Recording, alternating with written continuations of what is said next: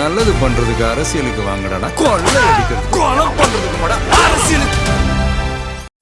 Left side OMR, right side ECR. நடுவுல உங்க step stone secret plots. Beach Resort Plots, just 24 lakhs onwards. Call 9626899268. பிரச்சாரத்துக்கு அனுமதி கேட்டிருக்காரு, இதுவரை அனுமதி கொடுக்கப்படலைன்றாங்க. தமிழ்நாடு ஃபுல்லாக எங்கேயுமே அனுமதி வந்து கொடுக்கப்படாமல் இருக்கு. அனுமதி கொடுக்கக்கூடாதுன்றதுல அரசியல் அழுத்தம் இருக்குன்றது ஓரளவு உண்மை. ஊகு மடங்கெல்லாம் தடுப்புகளை உடைத்து கொண்டு கூட்டங்கள் வருகிறது. 300 பேர் கூட வேண்டிய இடத்துல 5000 பேர் நிற்கிறாங்க அப்படிங்கிறது எப்படி சார் பார்க்குறீங்க? இது ஒரு பிரச்சனைங்க. சமூகத்துக்கும் பிரச்சனை, போலீஸுக்கு பிரச்சனை, தாவேக்காக்கும் பிரச்சனை, எலெக்ஷன் கமிஷனுக்கும் பிரச்சனை. பிரச்சனை போலீஸுக்கு பெரிய அளவில் இருக்குது. 100 பேர் கூடுறாங்கன்னு போனால் 10,000 பேர் வராங்க. 10,000 பேர் நீங்கள் எப்படி 100 போலீஸை வச்சுட்டு கண்ட்ரோல் பண்ணுவீங்க? இப்போ இவருக்கு அனுமதி கொடுக்கலனாலும் சிக்கல். மொத்தமாக நீங்கள் கொடுக்காமல் இருக்க முடியாது. கொடுக்குறீங்கன்னா இந்த மாதிரி பிரச்சனை வருது, கண்ட்ரோல் பண்ண முடியல. அப்போ என்ன பண்ண முடியும்? கட்டுப்பாடு இல்லாத கூட்டத்தால் வர பிரச்சனை ஒரு பக்கம்னா, விஷமிகள் ஊடுருவது அரசியல் காரணங்களுக்காக ஏற்படுத்துகிற பிரச்சனைகள், இது அதுவும் ஒரு பெரிய கேள்விக்குறியாக தான் மாறிடுச்சு. வித்தியாசமான ஒரு தேர்தலை தமிழ்நாடு அரசியல் களம் சந்தித்து கொண்டிருக்கிறது. கரூர் மாதிரி அதில் 10ல் ஒரு பங்கு ஏதாவது நடந்ததுன்னா, பெரிய அளவில் நடந்ததுன்னா கூட அதுக்கப்புறம் அவரோட கேம்பெயின்ஸ்க்கு எங்கேயுமே பர்மிஷன் கிடைக்காது. ஓவராலாகவே ஸ்டாப் பண்ணிடுவாங்க. எல்லாரும் ஒன்று சேர்ந்துருவாங்க. அதில் போலீஸு, திமுக, அண்ணா திமுக, பிஜேபி, காங்கிரஸ், எல்லா கட்சிக்கும் விஜய் மேலே ஒரு பொறாமை இருக்குங்க. அதனால் அவருடைய கேம்பெயின் தடைப்பட்டால் எல்லோருக்கும் மகிழ்ச்சி. பெரிய அளவில் விஜயோட ஆதரவு பட்டாளம் பூத்தை நோக்கி நகர்றாங்கன்னா கண்டிப்பாக திமுக அதை ரசிக்காது.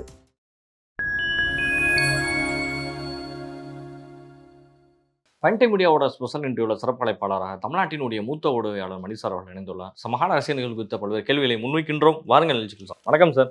வணக்கம் சார்.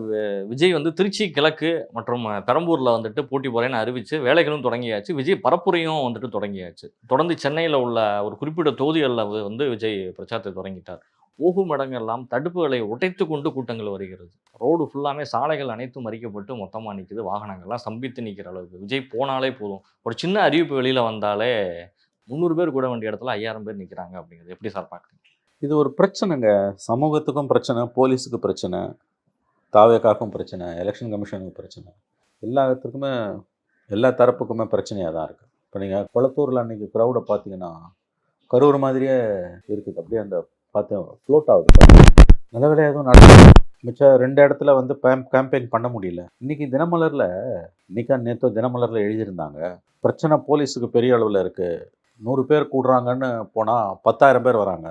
10,000 பேர் நீங்கள் எப்படி 100 போலீஸை வச்சுட்டு கண்ட்ரோல் பண்ணுவீங்க? அங்கே பார்த்தீங்கன்னா அன்றைக்கே டிரான்ஸ்ஃபார்மர் மேலாம் ஏறினாங்க, பார்த்துருப்பீங்க. அப்புறம் ஏற விடாமல் தடுத்து அனுப்பியிருக்காங்க. இப்போ நாளைக்கு திருச்சியில் அவர் வேட்புமனு தாக்கல் பண்ணுறாரு. அங்கே பண்ணிவிட்டு அங்கே பிரச்சாரத்துக்கு அனுமதி கேட்டிருக்காரு, இதுவரை அனுமதி கொடுக்கப்படலைன்றாங்க. தமிழ்நாடு ஃபுல்லாக எங்கேயுமே அனுமதி கொடுக்கப்படாமல் இருக்குது. அனுமதி கொடுக்கக்கூடாதுன்றதுல அரசியல் அழுத்தம் இருக்குன்றது ஓரளவு உண்மை, நான் மறுக்கலை.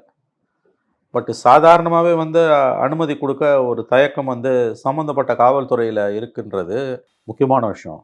எந்த டிஸ்ட்ரிக்ட் எஸ்பியுமே அந்த இடத்துல அசம்பாவிதம் நடக்கிறத விரும்ப மாட்டாங்க.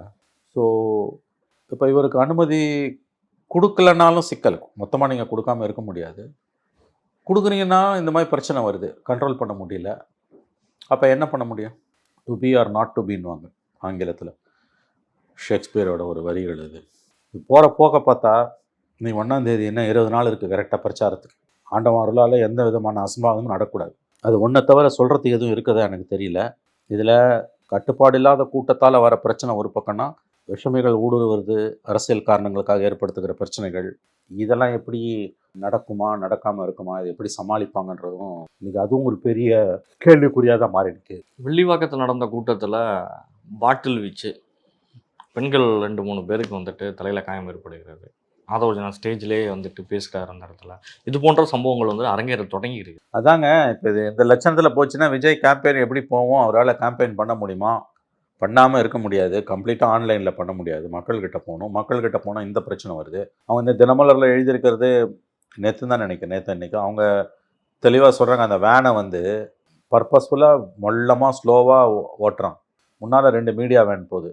நீ வேகமாக போனால் அவன் போக மாட்டேன்றான். விஜய் வாகனத்தை ஓட்டுற டிரைவர்கிட்ட வேகமாக போனால் அவர் போக மாட்டேன்றாரு. அப்போ விஜய் தரப்புலேருந்து ஒத்துழைப்பு இல்லைன்றது ஒரு கருத்தாக இன்றைக்கி வைக்கப்படுது. இப்போ இதையும் ஒதுக்கி தள்ள முடியாது. கட்டுக்கடங்காத கூட்டம் வருதுன்னா விஜயும் ஒத்துழைக்கணும். விஜய் ஒத்துழைக்கலன்னா என்ன பண்ணுவீங்க? இப்போ யார் பொறுப்பு? ஒன்று ஞாபகம் வச்சுக்கோங்க, ஏதாவது ஒரு அசம்பாவிதம் நடக்கக்கூடாது. அப்படி ஏதாவது ஒன்று நடந்ததுன்னா அதுக்கப்புறம் கேம்பெயினே அவர் போக முடியாது. கரூர் சம்பவம் மாதிரி பெரிய அளவில் இல்லை, கரூர் சம்பவத்தில் ஒரு சின்ன அளவில் எதனா ஒன்று நடந்ததுன்னா கூட அதுக்கப்புறம் அவரோட கேம்பெயினுக்கு பர்மிஷன் எங்கேயுமே இருக்காது. ஸோ ஒரு வித்தியாசமான ஒரு தேர்தலை தமிழ்நாடு அரசியல் களம் சந்தித்து கொண்டிருக்கிறது. விஜய் தரப்புலையும் பிரச்சனைகள் இருக்குன்றது தான் தினமலர் செய்தியிலேருந்து நான் அறிந்து கொள்ளக்கூடிய விவரமாக இருக்கிறது. விஜய் கிளம்புறதுலேயே பிரச்சனை இருக்குது. இல்லை சார், அவர் அந்த வேனில் போகிறார்ல, அவன் என்ன எழுதுனான் தினமலரில், முன்னால் 2 மீடியா வேன் போகுது, அவங்கள கொஞ்சம் வேகமாக போனால் போக மாட்டேங்க. அது மொள்ளமாக போகிறதால தான் க்ரௌடு மேனேஜ் பண்ண முடியல. இந்த வேன் விஜய் போடுற வேன் டிரைவர்கிட்ட கொஞ்சம் ஹார்ன் அடி, நான் அடிக்க மாட்டேன்றான்.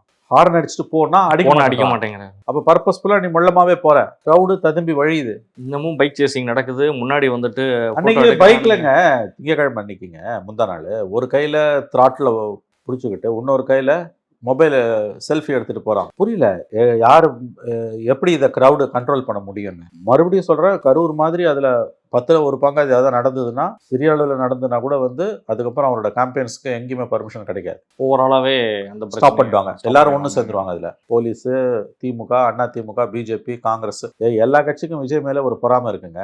ஏன்னா எல்லாரும் ஓட்டையும் ஒரு கபலீகரம் பண்ணுறாரு. அதான் சிக்கல். எல்லா கட்சிகளுக்குமே இருக்கு. எல்லா கட்சிக்கும் வயிற்றுச்சல் அதிகமாக இருக்குது. திமுக, அண்ணா திமுக, காங்கிரஸ், பிஜேபி, கம்யூனிஸ்ட் உட்பட எல்லாருக்கும் வயிறு எரிஞ்சு தான் நிற்கிறாங்க. இந்திய கம்யூனிஸ்ட் கட்சியிலேருந்து யாரோ சொல்கிறாரு, இன்னைக்கு காசு கொடுத்தா வாங்கிக்கோங்கன்னு சொன்னார். காசு கொடுக்கறத ஊக்குவிக்கிறாருன்னு. எவ்வளோ போலித்தனமானது. உங்கள் கூட்டணியில் காசு கொடுத்து தான் நீங்கள் ஜெயிக்கிறீங்க. மனசாட்சியை தொட்டு சொல்லுங்கள். இல்லைன்னு கொடுக்கலைங்கிற வார்த்தை யாரும் சொல்ல முடியல, சொல்ல மாட்டேல்ல. காசு கொடுத்தா வாங்கிக்கொண்டாரு, அதனால் அவர் ஊக்குவிக்கிறாராம். என்ன போலித்தனம் இந்திய கம்யூனிஸ்ட் கட்சிக்கு. எவ்வளோ போலித்தனத்தில் ஊறி கிடக்குது இந்திய கம்யூனிஸ்ட் கட்சி. காசு கொடுக்கறத வாங்கிக்கொண்டா விஜய் மேலே கேஸ் பண்ணுமா? கோடி கோடியாக கொடுக்க போறீங்கல்ல. அப்போ எல்லா கட்சி ஓட்டையும் அவர் சாப்பிட்றாரு. எல்லா கட்சிக்காரனும் வயிறு எரிஞ்சு நிற்கிறான். அதனால் அவருடைய கேம்பெயின் தடைப்பட்டால் எல்லோருக்கும் மகிழ்ச்சி. 234 தொகுதியிலும் வேட்பாளர்களே அறிவித்தாச்சு. நிறைய தொகுதி வேட்பாளர்கள் மீது பல்வேறு குற்றச்சாட்டுகள் தொடர்ந்து வந்துகிட்டே இருக்குது. பூந்தமல்லி கேண்டிடேட் மேலே பாலியல் குற்றச்சாட்டு வருது. அடுத்தடுத்து ஒவ்வொருத்தர் மேலேயும் ஒவ்வொரு குற்றச்சாட்டுகள். விஜய் கட்சி அவர்கள ஒவ்வொரு இடங்கள்லையும் இருந்து அதிகமான அழுத்தம். ரசிகர்களை விஜய் கட்சியை சேர்ந்தவர்களே பல இடங்களில் வேட்பாளர்களை விரட்டி அடிக்கக்கூடிய சூழல்களும் தொடர்ந்து நடந்துகிட்டே இருக்குது. தேர்வு செய்தாயிற்று, ஆனால் முழுமையாக மக்கள்கிட்ட போய் அவங்களால சேரவும் முடியறதுலையும் பிரச்சனை இருக்குது. அவங்க கட்சிக்குள்ளேயுமே நிறைய பிரச்சனைகள் தொடங்கியிருக்கு. குற்றப்பின்னணி உள்ளவர்கள்னு நீங்கள் பார்த்தீங்கன்னா எல்லா கட்சியிலுமே இருப்பாங்க. இப்போ நீங்கள் வெஸ்ட் பெங்காலே அதில் நான் பார்த்தேன் 40% மேலே குற்றப்பின்னணி உள்ளவர்கள். அதனால் இந்த விஷயத்தை வச்சு தாவேக்காவை எடை போட முடியாது. பாலியல் குற்றச்சாட்டுகள் வருது அப்படின்னா குற்றச்சாட்டு இருக்கிறதால மட்டுமே ஒருவரை குற்றவாளின்னு சொல்ல முடியாது. எஃப்ஐஆர் இருந்ததுன்னா அது குற்றப்பின்னணி, சந்தேகம் கிடையாது. எஃப்ஐஆர் இல்லாமல் வாய்மொழியாக வரக்கூடிய குற்றச்சாட்டுகள் அதை நம்ம ஆத்தென்டிக்காக எடுக்க முடியாது. இது ஒரு சிக்கல். எல்லா கட்சியிலையுமே இப்போ இது முடித்த பிறகு இந்த 6ஆம் தேதி அடுத்த திங்கட்கிழமையோடு முடியுது. 7ஆம் தேதி ஸ்க்ரூட்டனி, 8ஆம் தேதி வாபஸ் கடைசி நாள். நீங்கள் 8ஆம் தேதி நைட்டு பார்த்தீங்கன்னா எல்லா கட்சியிலையும் குற்றப்பின்னணி உள்ளவர்கள் யாருன்றது அந்த ஆன்லைன் டேட்டாவில் உங்களுக்கு தெரிஞ்சிட போகுது. அதுக்கு பிறகு தான் நம்ம அதை பேச முடியும். குற்றச்சாட்டின் அடிப்படையில் மட்டும் பேச முடியாது, எஃப்ஐஆர் அடிப்படையில் தான் நம்ம பேச முடியும். சீட்டு கொடுத்ததில் பல பேர் அவருக்கு தெரியல. நீங்கள் தான் என்கிட்ட சொன்னீங்க, நம்ம இதுக்கு முன்னால் பேசிகிட்டு இருக்கும்போது, நிகழ்ச்சிக்கு முன்னால், சீட்டு கொடுத்து அவர் கட்சியில் சீட்டு கொடுத்த பலரை அவருக்கு ஆளே தெரியாதுன்றீங்க. அதான உண்மை. உண்மையிலேயே ஒரு அரசியல் கட்சி கூட்டணியில் இருக்கக்கூடிய கட்சிகளை தன்னுடைய கட்சி வேட்பாளராகவே விஜய் அனௌன்ஸ் பண்ணுறாரு. தேனியில் ஒரு பெரிய பிரச்சனையை நடந்துட்டு இருக்காங்க. ஒரு கேண்டிடேட்டுக்கு நாங்கள் கட்சி மாவட்ட செயலாளர் இருக்காரு, மாவட்ட செயலாளருக்கு எங்கள் கொடுக்கப்படலை. புதுசாக ஒருத்தரை கூட்டு இறக்கியிருக்காங்க. அவர் எங்கள் கட்சி நிர்வாகியே கிடையாது, கூட்டணி கட்சி அப்படின்னு சொல்லி. அதுவும் புதிய தலைமுறை ஒரு பெரிய செய்தியாக வெளியிடுறாங்க. இல்லைங்க, இப்போ மாவட்ட செயலாளருக்கு சீட்டு கொடுக்காதது நியூஸ் கிடையாது. மாவட்ட செயலாளருக்கு தெரியாமல் ஒரு கேண்டிடேட்டை போடுறது நியூஸ் கிடையாது. அந்த கேண்டிடேட் யாருன்னே தெரியலன்னு மாவட்ட செயலாளர் சொல்கிறது நியூஸ் கிடையாது. ஆனால் அந்த கேண்டிடேட் யாருன்னே விஜய்க்கு தெரியலன்னா அதான் நியூஸ். எங்க நிர்வாகியும் தான் விஜய் அனௌன்ஸ் பண்ணுறாரு. அவரு கூட்டணி கட்சி தலைவர். கூட்டணி கட்சி தலைவர் ஷரீஃபையும் அதே மாதிரி தான் இன்ட்ரோ பண்ணுறாரு. திரு ஜெகநாத் மிஸ்ரா அவர்களையும் அவர் அது மாதிரி. ஜெகநாத் மிஸ்ரான்றவர் யாரு? அவர் நமது மக்கள் முன்னேற்ற கழகம்னு ஒரு கட்சி நடத்துறாரு. ஒரு கட்சியினுடைய தலைவர் அவர். சரி, எந்த ஊர்ல அவர் நிற்கிறது? கம்பம் தொகுதியில் நிற்கிறார். இல்லை, அந்த கட்சி அவரோட ஊர் அந்த கம்பமா? அவர் பெரியகுளம், தேனி மாவட்டம். சரி, கம்பம்ல நிற்கிறார். விஜய் அவர்கள் தன்னுடைய தாவேக்கானுடைய நிர்வாகி அப்படின்னு சொல்லி அவர் பேரை சொல்லி அனௌன்ஸ் பண்ணுறாரு. ஷெரீஃப் அவர்கள் ஒரு முஸ்லீம் அமைப்பை சேர்ந்தவர்கள், அவரையும் கேண்டிடேட்டாக அனௌன்ஸ் பண்ணுறாரு. ஆனால் இவர்களெல்லாம் தனியாக அரசியல் கட்சி நடத்தி கொண்டு இருப்பார். ஆனால் அவர்களை விஜய் அறிமுகம் செய்யும் பொழுது அவருடைய கட்சி பேர் எங்கேயுமே பயன்படுத்தப்படல. இப்போ அதிமுக கூட்டணியில் இருக்காங்கன்னா அதிமுக இது ஒவ்வொரு கட்சியினுடைய பேரை சொல்லி தான் அறிமுகப்படுத்துறது ஒரு வழக்கமான ஒரு விஷயம் தான். ஆனால் அவர்களை அதிமுகவினுடைய நிர்வாகிங்கிற வார்த்தையை எடப்பாடி அவர்களோ இல்லை முதல்வர் அவர்களோ பயன்படுத்த முடியாது. ஆனால் இங்கே பயன்படுத்தப்படுது. ஆனால் அவங்க வேற கட்சி வச்சிருக்காங்க. அவங்க வேற கட்சியினுடைய தலைவர்கள். அது 2 பேரும் அப்ஜெக்ட் பண்ணலன்னா ஒன்றும் பண்ண முடியாது. சிறிய கட்சிகள் அப்படிதான் அந்த கேட்டகரியில் போய்டும். அது ஒரு நியூஸ் கிடையாது. ஆனா விஜய் அவர்களுக்கே தெரியுதா நிர்வாகிகள் யாரு, அதுதான் கட்சி news. யாருங்கிறது இல்ல, அததான் சொல்றேன் நான். அதுதான் நியூஸ். அதில் தான் கேண்டிடேட் யாருன்னு விஜய்க்கே தெரியலனா அந்த மாதிரி கிட்டத்தட்ட ஒரு 80 கேண்டிடேட் இருப்பாங்களா? ஒரு 50க்கும் மேற்பட்ட கேண்டிடேட்ஸ் வந்து இருப்பாங்க. 80 வரைக்கும் இருக்கிறாங்க. யார் யாருன்னு அவருக்கே தெரியாமையே அவர் கூப்பிட்டு பேசுகிற மாதிரியே அந்த பிக்சர்ஸும் அதை தான் காட்டுது. வெளியில் வர்ற யாருமே வந்து விஜய் அவர்களை முன்ன படம் சந்திச்சிருக்காங்களாங்கிறதும் தெரியாததாக தான் இருக்குது. ஓகே, ஸ்டேஜில் தான் பார்க்குறாங்களா அப்படிங்கிற மாதிரி. வித்தியாசமான எலெக்ஷன் தானே. ஏன்னா அவர் செங்கோட்டையன் சொல்கிறாரு காலைல 4 மணிக்கே எங்கள் ஆளுங்கள்லாம் வெளியில் வந்துடுவாங்க ரோடுக்கு, 10 மணிக்கு எலெக்ஷன் முடிஞ்சிடும்ன்றாரு. என்ன பண்ண போகிறாங்கன்னு தெரியல. பெரிய அளவில் விஜயோட ஆதரவு பட்டாளம் வந்து பூத்தை நோக்கி நகர்றாங்கன்னா கண்டிப்பாக திமுக அதை ரசிக்காது. இப்போ தேர்தல்னா லட்சணத்தில் நடக்குன்ற கருத்து தான் மேலோங்கும். அது 23ஆம் தேதி. அடுத்து இந்த முதல் 20 நாள் நீ கேம்பெயின் எப்படி இவங்க பண்ண போகிறாங்கன்றது இப்போ கேள்விக்குறியாக நிற்கிது.